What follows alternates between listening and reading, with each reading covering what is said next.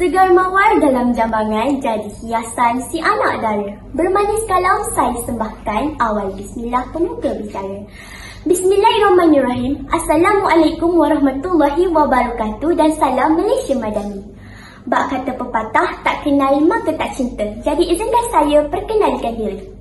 Nama diberi Nur Fakihah Syadrina binti Muhammad Fairuz dan berusia 12 tahun. Saya merupakan anak didik SJKC Chonghua yang terletak di Sungai Rambai, Melaka.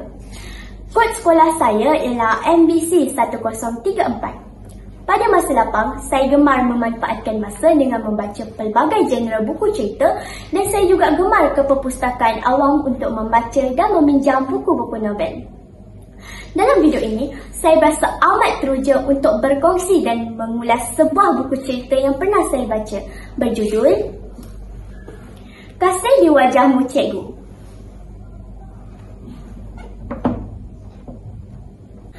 Siri motivasi dan nilai murni berjudul Kasih di Wajahmu Cikgu ini merupakan sebuah novel yang menceritakan perjalanan hidup seorang guru dalam mendidik anak bangsa di pedalaman dan dipertemukan dengan seorang anak murid yang telah ditinggalkan oleh kedua ibu bapanya sejak kecil lagi.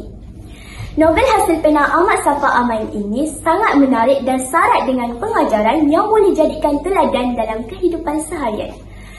Novel hasil terbitan UUM Press Kreatif ini diterbitkan pada tahun 2023. Novel setebal 279 halaman bercetak dan terdapat 28 bab ini mempunyai jalan cerita yang cukup menarik.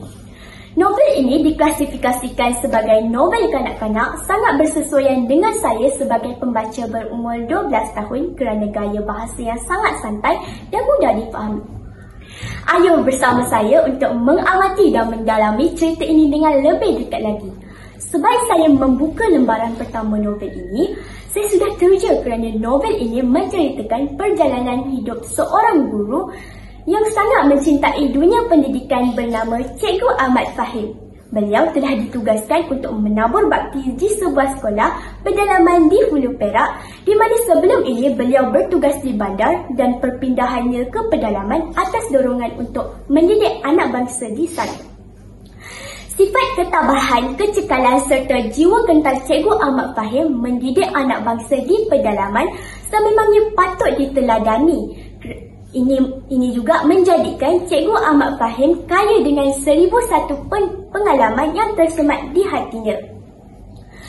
Cabaran Cikgu Ahmad Fahim bermula apabila beliau diberi tanggungjawab untuk menjadi guru kelas 6 Alamanda, di mana kelas ini merupakan kelas paling akhir dan terkenal dengan pelbagai karakter murid.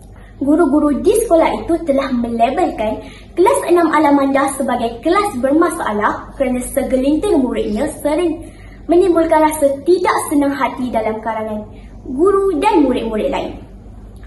Buat pertama kali Cikgu Ahmad Fahim masuk ke kelas 6 Alamanda, beliau telah tertarik hati dengan seorang murid bernama Khalid. Seperti ada sesuatu yang perlu dirungkai dalam dirinya berbanding rakan-rakannya yang lain dalam kelas tersebut. Dengan memulakan sesi pembelajaran pertama, Cikgu Ahmad Fahim telah memberi tugasan karangan pendek yang bertemakan Istimewa Keluargaku. Kelas menjadi hiruk pikuk apabila Azwan, seorang murid paling kaya dalam kelas tersebut, mencelah laju dan menyatakan mereka tiada isu dengan tema keluarga, tetapi menyatakan bagaimana dengan Khalid kerana dia tidak mempunyai ibu dan ayah dan hanya tinggal bersama neneknya sahaja. Di sini bermulalah perasaan ingin tahu Cikgu Ahmad Fahim untuk mendekati Khalil kerana menurut guru-guru yang mengajar Khalil semuanya negatif. Selalu tidak datang sekolah, kerja sekolah tidak siap, menipu cikgu, buku hilang sehingga membuatkan guru-guru menjadi berang. Sebagai guru, tidak wajar aku terus mengkambing hitamkan muridku. Biarkan aku menjadi kalkatu yang mengurun cahaya, terus berjuang apa jua dilakukan. Nekat Cikgu Ahmad Fahim cuba mengingati lirik lagu Guru Malaysia. Kami Guru Malaysia.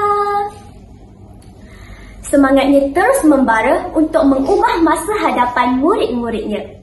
Aku seorang guru yang bangga menatap wajah anak bangsa setia pada buku dan segulung ilmu. Kata-kata Cikgu Ahmad Fahim yang tetap bersemangat. Cikgu Ahmad Fahir sebenarnya telah menemui segunung intan dalam diri kalian. Biarpun dia miskin harta, kurang kasih sayang serta perhatian dari ibu bapanya, tetapi Allah lebih mengetahui bahawa kalian boleh menjadi inspirasi kepada guru dan murid lain. Terdapat banyak pengajaran yang boleh diambil iktibar dalam kehidupan seharian dalam novel berjudul Kasih di Wajahmu Cikgu. Nilai bertanggungjawab ada diselitkan di dalam novel ini yang seharusnya dijalankan oleh semua pendidik yang bergelar guru.